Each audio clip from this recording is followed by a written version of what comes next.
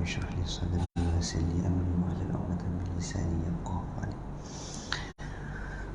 السلام عليكم ورحمة الله وبركاته. بسم الله الرحمن الرحيم. الحمد لله رب العالمين، والصلاة والسلام على أشرف الأنبياء والمرسلين وعلى آله وصحبه أجمعين، أما بعد. Alhamdulillah, Alhamdulillah, Alhamdulillah. Senantiasa kita membasahi lidah kita dengan ucapan syukur, tanda kita berterima kasih kepada Allah Subhanahu wa taala di atas segala limpahan nikmat kurniaan yang Allah telah berikan kepada kita, yang dapat kita nikmati, yang dapat kita kecapi sehinggalah saat ini. Jadi alhamdulillah, bersyukurnya kita telah menghampiri bulan Ramadan, bulan yang diberkati. Kita berada pada bulan Sya'ban, di akhir bulan Sya'ban. Sekejap sahaja masa berlalu, sedar tak sedar kita rasa sangat pantas. Kita rasakan masa itu berlalu cukup pantas. Sedar tak sedar Ramadan hampir tiba. Persoalannya, apakah persediaan kita dalam menghadapi bulan Ramadan, iaitu pesta ibadah, syahrul ibadah. Kita kembali kepada zaman salafus salih, ataupun kita lihat kepada zaman para sahabat radhiyallahu anhum. Jadi insya-Allah pada malam ini saya akan bawakan tazkirah ataupun ceramah berkaitan tentang marhaban ya Ramadan, iaitu selamat datang bulan Ramadan. Persediaan kita dalam menjalani ibadah pada bulan Ramadan, dan yang pentingnya pengetahuan kita dalam menjalani puasa ibadah bulan Ramadan itu. Kenapa? Kerana kewajipan berpuasa pada bulan Ramadan adalah satu kewajipan fardu ain terhadap setiap orang Islam. Jika kita hanya melaksanakan semata-mata ikutan ataupun kata tradisi orang puasa, kita puasa tapi tak tahu hukumnya, tak tahu syarat-syarat dan pelaksanaan ibadah puasa tersebut, maka boleh jadi puasa kita tak sah. Na'udzubillah min zalik. Kita tak nak kita hanya mendapat menahan lapar dan dahaga saja, tapi tak dapat hakikat ibadah puasa tersebut, tak dapat hikmahnya. Malah yang lebih menyedihkan lagi, tak dapat ganjaran pahala puasa tersebut. Baik. Jadi alhamdulillah, kita boleh katakan bulan Ramadan ini satu bonus untuk umat Islam. Kalau kita relatekan analoginya dengan keadaan kita yang bekerja, dalam setahun tu kita kerja 12 bulan. Orang yang bekerja ni, dia akan menanti-nanti bulan bonus. Bilalah bonus tak dapat, bilalah bonus tak dapat. Sebab apa? Bila masuknya bulan bonus tu, bulan tu nanti dia akan dapat ekstra gaji lagi, bonus. Ada yang ikut kata syarikat, keuntungan dikongsikan 3 bulan gaji bonusnya. Ada syarikat kongsikan sebulan gaji. Ada syarikat kata tambahan 5,000. Itu disebut sebagai bulan bonus. Sebagaimana gembiranya seorang pekerja untuk mendapatkan bonus tersebut, begitulah perasaan kita sebagai seorang Islam, seorang hamba Allah, yang di mana Allah, Tuhan kita, Tuhan kita nak bagikan ekstra pahala, nak bagikan ekstra ganjaran pahala kepada kita. Rugilah kalau kita tak nak rebut, nak bagi tapi kita tolak. Aku nak bagi kau ganjaran pahala 1000 kali ganda ni. Tak apalah, tak nak. Sebab apa jadi demikian? Kita nampak bulan Ramadan ada yang melengah-lengahkan ibadah, ada yang tak berpuasa. Sebab apa? Sebab dia tak nampak ganjaran tersebut dengan matanya sendiri, dengan zahirnya. Tapi yakin dan pastilah ganjaran itu Allah akan berikan kepada hamba-hambanya yang penuh yakinan dengan hati mereka, keyakinannya. Janji Allah itu pasti. Innallaha la yukhliful mi'ad. Allah tak sesekali menyalahi janjinya. Baik. Dan antara faktor sebabnya kenapa kita perlu rebut peluang ni, kita lihat pula bagaimana perbezaan umur kita dengan kaum-kaum yang terdahulu. Kaum Nabi Nuh alaihi salam umurnya lebih 1000 tahun. Kalau kita bandingkanlah, mestilah amalan dia lagi banyak kan, umur dia panjang, lagi banyak dia buat ganjar, lagi banyak dia buat pahala. Malah kita lihat setiap syariat Nabi-Nabi, umat-umat Nabi terdahulu dengan kita berbeza-beza. Syariat Nabi Daud alaihissalam, puasa dia siapa tahu selang sehari. Kalau kita katakanlah dalam setahun ada 12 bulan, selang sehari, so boleh kata mereka puasa 6 bulan. Subhanallah. Kita fikir, 6 bulan lama tu. Kita ni puasa 1 bulan pun ada yang mengah, ada yang orang kata apa, berkira-kira nak ponteng puasa dan sebagainya. Kita lihat bagaimana syariat umat terdahulu, dia punya amalan lebih kuat daripada kita sekarang ni lah. Tapi Allah Subhanahu Wa Taala dengan rahmatnya yang begitu luas, walaupun umur kita, umat Nabi Muhammad ni pendek, Nabi sendiri umur 63 tahun, umatnya anggaran 63 ke 70 tahun, 80 tahun. Kalau yang lebih umur 100, cecah 100 tu bonus. Anggaran kebiasaan umat Nabi ini dalam umur 60 ke 80 tahun. Lebih tu bonus. Jadi macam mana kita nak mencapai untuk sebagai bekalan di akhirat kelak, dengan kita memperbanyakkan amal ibadah kita semata-mata kerana Allah Subhanahu Wa Taala, mengharapkan ridha-Nya, mengharapkan pengampunannya, dan mudah-mudahan dengan rahmatnya kita masuk ke syurga. Bukanlah kita semata-mata buat amalan ini untuk dapatkan syurga, tak, tapi nak dapatkan rahmat Allah. Kenapa kita lakukan amal ibadah ini? Dapat ridha Allah Subhanahu Wa Taala. Baik.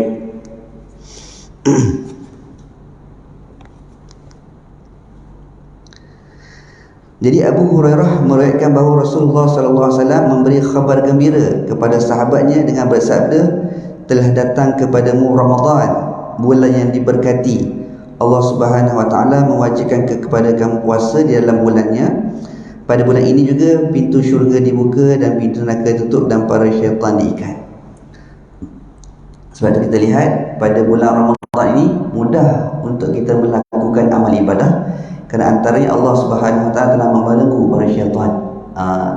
Jadi apa yang kita hadapi adalah musuh dalam diri kita, musuh melawan hawa nafsu. Jadi itu yang perlu kita tarbiyah diri kita dalam Ramadan. Disebut juga Ramadan adalah madrasah tarbiyah untuk melahirkan insan yang berjaya mengawal hawa nafsunya selepas bulan Ramadan untuk menghadapi bulan-bulan yang berikutnya. Jadi adalah bulan madrasah untuk kita melatih diri kita. Baik.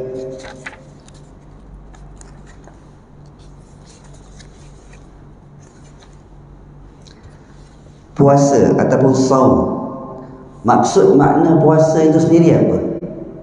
Jadi dalam kitab Marhaban Ya Ramadan ni, dia akan merungkaikan secara terperinci, menjelaskan secara terperinci tentang apakah maksud Ramadan tersebut, pelaksanaan ibadah puasa, dimulai dari pengertiannya, rukun-rukunnya, syarat-syaratnya, sunnah-sunnahnya, perkara amalan yang boleh dilakukan pada bulan Ramadan. Jadi perkara ini sebenarnya lah 2 bulan ke 3 bulan sebelum Ramadan kita dah belajar.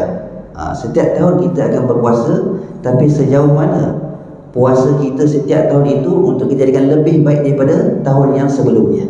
Kita nak puasa kita, martabat puasa kita sama aja. Tahun selepas kita puasa sama, tahun ni pun dia punya tahap sama saja. Kita nakkan ada peningkatan. Contohnya kalau kita hidup 60 tahun, kita tak nak puasa kita 60 tahun tu sama je daripada awal sampai akhir. Sebab dalam puasa itu sebenarnya ada tingkatan. Nanti kita akan belajar satu persatu apakah tingkatan dalam ibadah puasa tersebut. Baik. Jadi puasa dalam menurut bahasanya adalah menahan diri. Menahan diri dari segala perkara meskipun dari percakapan, sebagaimana yang telah disebutkan dalam firman Allah Subhanahu Wa Taala dalam surah Maryam. A'udzubillahi minasyaitonir rajim. Inni nazartu lirrahmani shauma falan ukallima al-yawma insiya. Artinya sesungguhnya aku telah bernazar akan berpuasa, maka sekali-kali aku tidak akan berbicara dengan manusia seharian penuh. Jadi menurut syaraknya pula, apa yang disebut puasa Itu menahan diri dari segala sesuatu yang membatalkan puasa, yang dimulai dari terbitnya fajar subuh sampainya terbenamnya matahari, iaitu waktu maghrib, dengan niat yang tertentu. Baik, hadirin hadirat yang dirahmati Allah Subhanahu wa taala.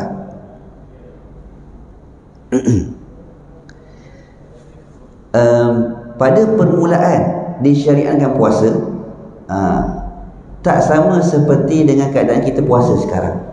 Pada awal permulaan Islam, orang Islam berpuasa, maka mereka berpuasa dibolehkan berbuka puasa setelah terbenamnya matahari, iaitu pada waktu maghrib. Kemudian sampailah solat isyak. Kemudian andai kata kalau selepas solat isyak itu dia tidur, maka dia bangun tu habis, dah dikira berpuasa. Dia tak boleh makan, tak boleh minum, tak boleh berhubungan antara suami dan isteri. Sampailah bila? Sampailah terbenamnya kembali matahari pada keesokan harinya. Itu pada awal syariat Islam, pada awal permulaan puasa umat Islam. Kemudian Allah Subhanahu wa taala telah memberikan keringanan, iaitu diperbolehkannya untuk makan, minum atau berhubungan badan dari mulai terbenamnya matahari sampailah terbitnya fajar. Sebagaimana firman Allah Subhanahu wa taala, "Uhilla lakum lailatas shiyam min rafathu ila nisaikum." Iaitu dihalalkan bagi kalian pada malam hari bulan puasa ini untuk bercampur berhubungan badan dengan isteri-isteri kalian. Pada awalnya tak boleh. Siapa yang selepas maghrib tu dia buka puasa, kemudian dia solat tarawih lepas isyak, kemudian dia tidur. So kalau dia nak kira dia nak makan sebelum dia tidur tu, itulah dia bersahur. Dia bangun, dia tidur, dah dikira puasa sampailah terbenamnya matahari.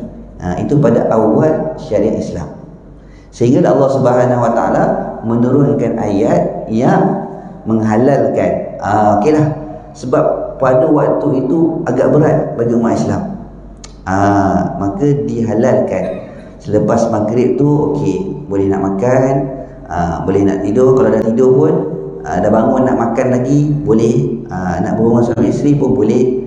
Sampailah bila? Sampailah fajar. Bila masuknya fajar, di situlah barulah bermulanya puasa seperti mana yang kita laksanakan seperti hari ini. Baik. Jadi hukum berpuasa ni bagi umat Islam wajib. Dalil kewajipannya seperti mana firman Allah Subhanahu wa taala dalam surah Al-Baqarah, "Ya ayyuhallazina amanu kutiba alaikumus shiyam kama kutiba 'alal ladzina min qablikum la'allakum tattaqun." Artinya, wahai orang-orang yang beriman, telah diwajibkan ke atas kamu berpuasa sebagaimana telah diwajibkan kepada orang-orang sebelum kamu agar kamu bertakwa. Hujung-hujung antara faedah, kelebihan ataupun hadaf tujuan untuk kita berpuasa, hujung-hujungnya apa? La'allakum tattaqun. Mudah-mudahan apa yang kita lakukan ini, kita berpuasa tahan diri kita ini, mudah-mudahan agar kita menjadi orang yang bertakwa. Allah sebutkan agar mudah-mudahan dengan kita masuki bulan Ramadan ini, kita tarbiyah diri kita ini pada bulan Ramadan dengan banyak perkara, islahun nafs, tahan diri kita dari segala perkara. Mudah-mudahan hadaf akhirnya apa yang kita dapat, apa yang kita nak, Allah nakkan daripada kita, la'allakum tattaqun. Mudah-mudahan kamu bertakwa kepada Allah Subhanahu wa taala. Jadi ulama berkata, barang siapa yang mengingkari kewajipan puasa bulan Ramadan sedangkan dia mengetahui hukumnya, maka telah jatuh kafir seorang itu. Maksudnya apa? Dia mengingkari kewajipan berpuasa. Dia kata, kenapa kau tak puasa? Alah, puasa ni tak wajib. Kafir. Mengingkari kewajipan, melainkan dia tahu kenapa tak puasa. Dia tahu hukumnya wajib, dia tak mengingkari, tapi dia tak puasa, sengaja tak puasa, itu hukumnya berdosa besar, tapi tak itu kafir. Tapi kalau dia mengingkari kewajipan puasa itu, alah, puasa ni tak wajib bulan Ramadan ni, suka hati aku lah nak puasa, automatik jatuh kafirnya. Dalam keadaan dia tahu, melainkan dalam keadaan dia jahil. Contoh dia baru masuk Islam, tak ada orang ceritakan dia tak belajar lagi Islam, ataupun dia Islam lahir-lahir, kemudian dia duduk pendalaman yang tak ada orang ajar dia tentang Islam, Islam pada nama sahaja. Itu masih consider lagi atas sebab-sebab tersebut tak jatuh kafir. Tapi dengan sengaja dia tahu, kemudian dia menafikannya, maka telah jatuh kafir. Jadi hukum-hukum perkara kewajipan, hukum-hukum Islam ni jangan dibuat main. Okey. Baik. Jadi puasa Ramadan telah diwajibkan oleh Allah Subhanahu Wa Taala pada tahun kedua Hijrah. Jadi pada bulan Syaban, dan Rasulullah SAW telah berpuasa Ramadan semasa hidupnya sebanyak 9 kali, dan beliau wafat pada tahun ke-11 Hijrah. Jadi para sahabat radhiyallahu anhum ni, mereka menanti ketibaan bulan Ramadan ni sejak daripada masuknya bulan Rajab. Mereka dah rasa kegembiraan untuk menanti ketibaan Ramadan tu pada bulan Rajab lagi. Mereka dah lakukan persediaan. Malah sebab tu yang kita amalkan doa bila masuk bulan Rajab, Allahumma barik lana fi Rajab wa Sya'ban wa ballighna Ramadan. Ya Allah, berkatilah aku pada bulan Rajab dan juga bulan Sya'ban, dan sampaikanlah kami pada bulan Ramadan. Mereka dah berdoa dan berharap untuk sampai pada bulan Ramadan, tak sabar-sabar untuk bertemu dengan bulan Ramadan. Tak sabar-sabar nak dapat bonus, tak sabar-sabar nak beribadah pada bulan Ramadan, yang pada waktu itu tarawih ada pada bulan Ramadan saja, tidak ada pada bulan lainnya, dan puasa Ramadan wajib pada bulan tersebut, tidak ada pada bulan lainnya.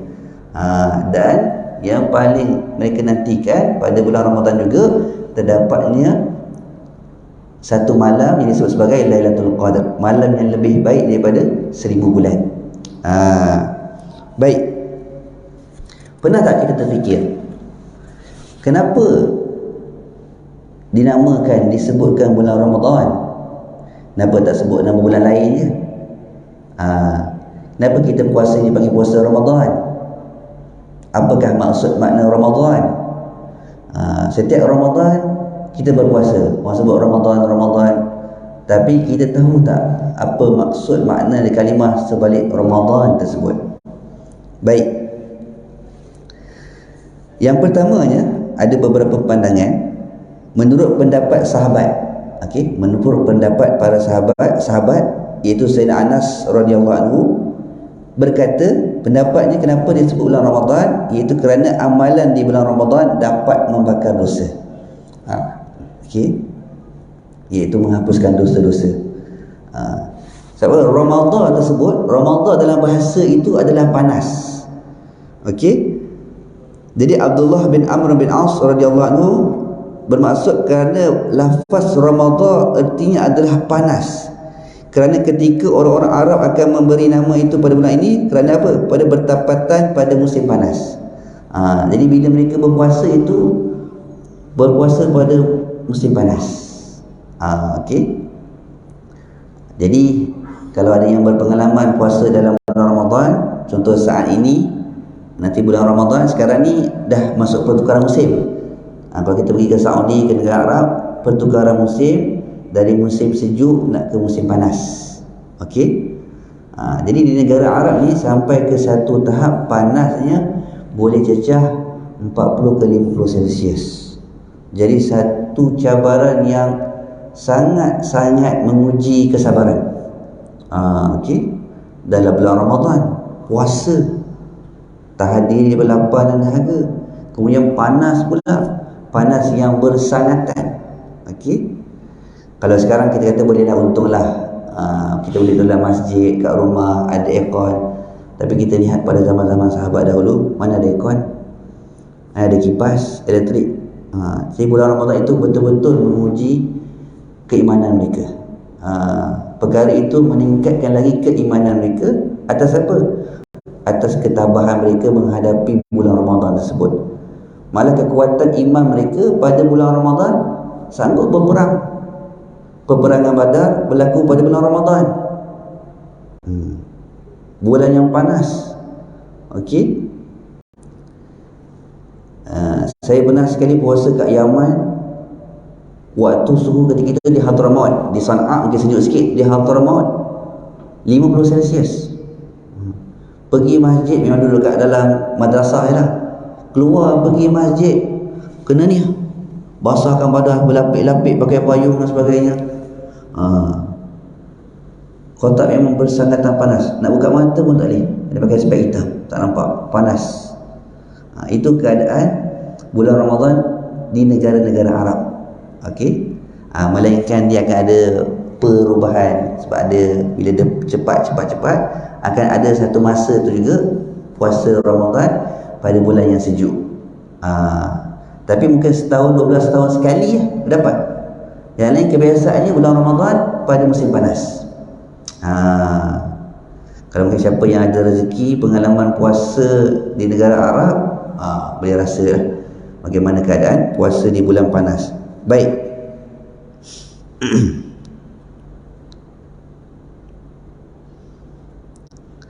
Dan juga pada permulaan Islam, pada awal, jadi orang Islam sebab waktu itu tak biasa lagi dengan amalan apa tu, ataupun orang kata apa, kebiasaan berpuasa, maka pada awal permulaan Islam ketika mana syariat puasa ini syariatkan, umat Islam boleh pilih sama ada nak berpuasa ataupun kalau dia tak nak berpuasa, dia wajib bayar fidyah.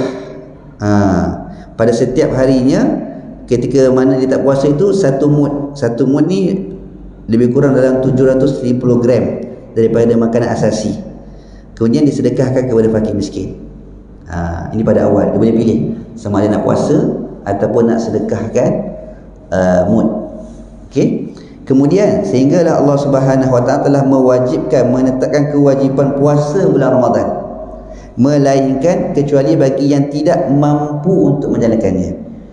Kalau sebelum diwajibkan, boleh pada awalnya ada pilihan. Kemudian bila Allah dah wajibkan, hanya yang tak mampu sahaja yang membayar fidyah. Selain daripada itu tidak ada lagi alasan wajib berpuasa pada bulan tersebut. Seperti mana dalam firman Allah Subhanahu Wa Taala, "Faman syahida minkum asy-syahra falyasum." Artinya barang siapa di antara kamu hadir di bulan Ramadan, maka hendaklah dia berpuasa pada bulan tersebut. Baik.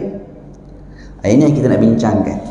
Bagaimana kita nak tingkatkan ibadah puasa kita. Kita tak nak ibadah puasa kita pada tahap tingkatan yang sama saja. Setiap tahun kita puasa sama saja. Maksud sama apa? Puasa tahun lepas dengan tahun ni kita tak rasakan ada perbezaan. Kita tak rasakan kita keluar daripada bulan Ramadan itu mampu meningkatkan keimanan kita, ketakwaan kita kepada Allah Subhanahu Wa Taala. Sedangkan hujung-hujung ataupun hadaf, natijah daripada Ramadan itu yang dikehendaki adalah la'allakum tattaqun. Semoga kita menjadi orang yang bertakwa. Tapi tidak sama saja. Sebab tu Imam Ghazali menyebutkan puasa itu terbahagi kepada 3 tingkatan. 3 tingkat, 3 martabat puasa. Yang pertama adalah puasa awam. Puasa awam iaitu tingkatan yang paling bawah sekali. Boleh kata rata-rata kita berada pada takut yang bawah ni. Tingkatan awam, tingkatan yang biasa. Iaitu apa? Dengan menjauhi segala perkara yang dapat membatalkan puasa, seperti makan, minum, lain dan sebagainya. Okey. Maksudnya kita berpuasa itu mengikut hukum. Tak makan, tak minum. Tapi tak menjaga anggota tubuh yang lain. Mungkin mata masih lagi bermaksiat. Sedangkan Islam itu mengajar puasa mata juga, itu tunduk pandangan. Mulut mengumpat, dalam masa sama berbohong sebagainya, berbuat maksiat. Tak jaga mulut, tak puasa mulut. Seolah-olah hanya berpuasa pada pergi zuhir saja, tapi batinnya ataupun anggota yang lain tak berpuasa. So apa yang dapat ketika itu, puasa dikata awam hanya menahan diri daripada lapar dan dahaga, daripada perkara-perkara yang membatalkan puasa. Itu saja. Tapi perkara-perkara yang lainnya tak dijaga. Itu tingkatan puasa yang paling bawah sekali. Bukanlah kata, Ustaz, habis tingkatan puasa yang paling bawah ni tak ada pahala. Ada. Yang kita menahan diri kita lapar, mentaati perintah Allah dalam puasa, ada pahalanya. Tapi tak dapat manfaat hakikat puasa tersebut lagi. Belum sampai tahapnya lagi. Yang kita nakkan paling kurang puasa tingkatan yang kedua, disebut sebagai puasa khusus, iaitu tingkat menegah atau tingkatan orang-orang soleh, iaitu menjaga diri dari segala kemaksiatan. Bukan hanya segala dia berlapar dan menahan diri dia berlapar dan dahaga sahaja, dan juga daripada melakukan perkara-perkara larangan berpuasa, tapi dalam masa yang sama menahan dirinya juga daripada melakukan maksiat. Maksudnya bukan hanya sekadar berpuasa daripada lapar dan dahaga, tapi diri, tubuh, badan dia sendiri pun berpuasa juga. Ini tingkatan orang-orang soleh. Bila sebut berpuasa, dia puasa semua. Dia puasa semua. Itu kalau kita lihat, kerana orang-orang soleh ni dia kurang bercakapnya. Bila bulan Ramadan, dia banyak menyendiri, dia banyak menghabiskan masa dengan Allah Subhanahu Wa Taala, beriktikaf. Sebab apa? Sebab dia takut kalau duduk lepak-lepak akan banyak cakapnya, takut mengeluarkan perkataan-perkataan mengumpat dan sebagainya. So mereka akan banyak menyendiri, beruzlah, beribadah kepada Allah Subhanahu Wa Taala.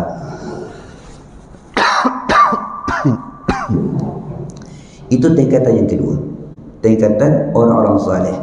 Paling kurang, walaupun kita tahu takut kita adalah takut pada tingkatan awal, tapi paling kurang biarlah setiap tahun kita ada berniat. Kita niat, berazam, berusaha untuk berada pada tingkatan yang kedua ni, tingkatan orang-orang soleh ni. Kalau tak mampu untuk tinggalkan semua lagi, paling kurang okey, cuba menahan diri, mata kita ke ataupun lidah kita daripada membuat maksiat, mengumpat.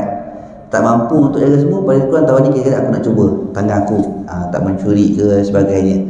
Tangan kita, anggota tubuh badan kita juga, kita tahan diri kita daripada berbuat maksiat. Baik. Yang ketiganya, ini yang martabat yang paling tinggi lah. Martabat ini martabat para nabi, para anbiya, iaitu khususnya khusus, khawasul khusus. Okey, tingkat paling atas sekali ini adalah tingkatan para nabi dan juga wali-wali Allah Subhanahu Wa Taala, iaitu mereka menjauhkan diri dari selain dari Allah Subhanahu Wa Taala. Jadi perkara ini dibicarakan dalam kitab Mau'izatul Mu'minin. Dijelaskanlah tentang tingkatan-tingkatan puasa ini. Jadi kalau kita nak ceritakan kelebihan bulan Ramadan ni, fadilat bulan Ramadan ni banyaklah untuk kita merebut peluang puasa pada bulan Ramadan. Antaranya Imam Waqi' radhiyallahu rahimahullah berkata, yang dimasukkan hari-hari yang telah lalu dan hari di atas adalah hari-hari pada saat berpuasa itu, kulu washrabu hani'an bima aslaftum fil ayyamin khaliyah. Artinya kepada mereka dikatakan, makanlah dan minumlah dengan nikmat yang disebutkan kerana amal yang telah kamu kerjakan pada hari-hari yang telah berlalu. Dan juga antara kelebihan puasa bulan Ramadan, Rasulullah SAW bersabda, lis-shaimin farhatan, farhatun inda fitrihi wa farhatun inda liqa'i rabbih, rawahu Muslim. Artinya orang-orang yang berpuasa mendapatkan dua kebahagiaan. Yang pertamanya, kebahagiaan ataupun kegembiraan tatkala berbuka, dan yang keduanya tatkala berjumpa dengan Tuhannya, iaitu berjumpa dengan Allah Subhanahu Wa Taala.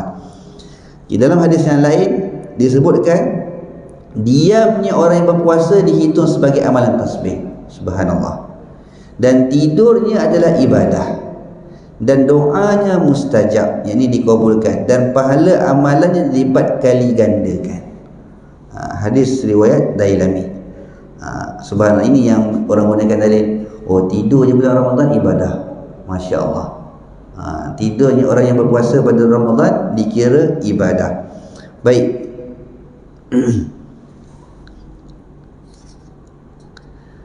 Dan ada sebuah hadis juga Rasulullah SAW bersabda, "Lau ya'lamul ibadu ma fi Ramadan latamannat ummati an takuna as-sanah kulluha Ramadan." Yang bermaksud, jikalah para hamba-hamba mengetahui keutamaan yang terdapat di bulan Ramadan, nescayalah mereka, yakni umatku, akan menginginkan setahun penuh semuanya dijadikan sebagai bulan Ramadan. Allahu Akbar. Kalaulah kita tahu kelebihan, fadilat, keutamaan bulan Ramadan itu, nescayalah kita nakkan setiap bulan Ramadan. Bukannya bulan Ramadan je, bulan Rejab, bulan Syaban, bulan Muharram, semuanya kita nakkan bulan Ramadan.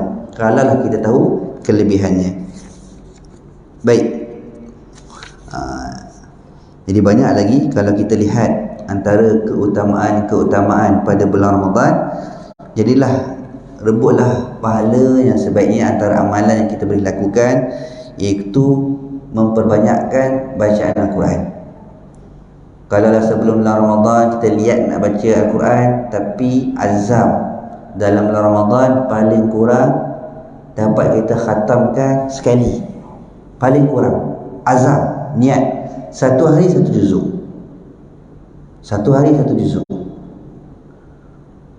So kalau 30 hari 30 juzuk paling kurang.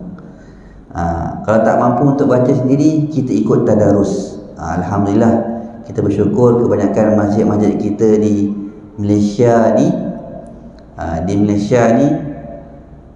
dah penuh dengan majlis-majlis ilmu. Selepas tarawih ada yang tadarus, nak tak nak je. Tapi janganlah kita kata orang yang tak ikut tadarus tu, dia ni malas baca Quran. Saya sangka baik, mungkin kat rumah dia baca Quran, dia nak kejar dia punya makra' dia nak kejar dia punya target dia. Mungkin kita target saya 1 juzuk, mungkin dia target sehari 5 juzuk.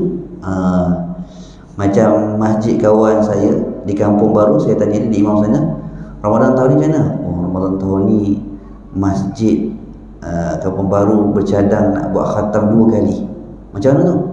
Tarawih sekali, kemudian nanti tahajud qiyamul lail pun sekali. Maksudnya dalam setiap hari itu Ramadan tarawih 1 juzuk, dan kemudian nanti qiyamul lail pun 1 juzuk. Masya-Allah. So 2 kali khatam masjid tu. Itu dia masjid saja.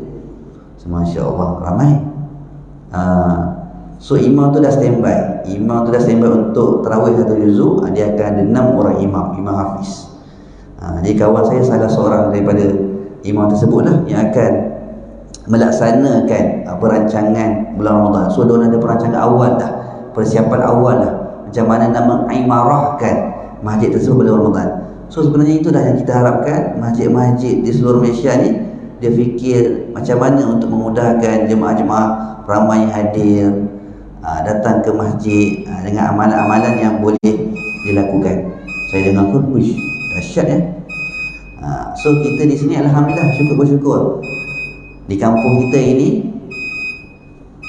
kita dah ada imam hafiz. Duduk imam kita yang hafiz Quran. Daripada saya kecil sampailah baliklah daripada belajar, saya ingat saya tarawih pada awalnya waduha ke bawah. Sehinggalah alhamdulillah bila imam kita dilantik, kita buat pembaharuan. Kita buat awalnya, tahun ni 15 juzuk awal, tahun depan 15 juzuk akhir. So paling kurang 2 Ramadan dapat khatam Al-Quran. Benda tu apa? Nak tarik kepada minat para pendengar mendengar Al-Quran. Sebab bulan Ramadan ini adalah bulan turunnya Al-Quran. So kita azam, tak dapat bulan-bulan lain kita nak khatamkan, paling kurang Ramadan ni lah bulan kita nak khatam Quran, bulan kita nak paling banyak baca Quran. Kalau Ramadan ni pun kita baca Quran, luar Ramadan wallahu alam. Sebab bulan Ramadan ni tak ada syaitannya, dan bulan menggalakkan membaca Quran. Mana-mana kita lihat, kalau kita pergi kat negara Arab kan, mana-mana orang baca Quran. Atas bas boleh kata majoriti semua pegang Quran. Dekat pasar saya sambil berniaga, semua pegang Quran. Polis yang jaga trafik pun pegang Quran. Boleh dikatakan yang bulan Quran hidup yang Quran. Quran berjalan lah, mana-mana orang baca Quran. Sebab nak kejarkan, bukan nak kejarkan kata khatam Quran itu semata-mata, tidak. Tapi ganjaran bulan yang diturunkan Al-Quran, keberkatan dengan baca Al-Quran pada bulan Ramadan, dan antara yang mudah untuk melipat kalikan dengan pahala pada bulan Ramadan, baca Quran. Tengok Quran je dah dapat pahala. Apatah lagi baca, bukan satu ayat, satu huruf. Jadi antara yang perlu kita rebut, banyaklah mempelajari Quran. So pada bulan Ramadan, pintu syurga dibuka, pintu neraka tutup. Ya, ini simbolik kepada apa? Iaitu rahmat Allah terbentang luas kepada hamba-hambanya yang bertaubat. Pintu neraka ditutup, simbolik kepada supaya hamba-hamba kita tak membuat maksiat untuk masuk ke neraka. Jadi pahala amalan sunat pada bulan Ramadan ini dilipat gandakan seperti ganjaran amalan fardu. Adapun amalan fardu dilipat kali gandakan menjadi 70 kali ganda. Jadi dalam pada bulan Ramadan hanya ada qiyamul lail, iaitu solat tarawih, tidak ada pada bulan yang lain. Jadi antara kelebihan yang kita rebutkan. Jadi insya-Allah kita akan kongsikan tentang hukum-hukum dan sebagainya pada pengajian kita yang berikutnya lah, insya-Allah.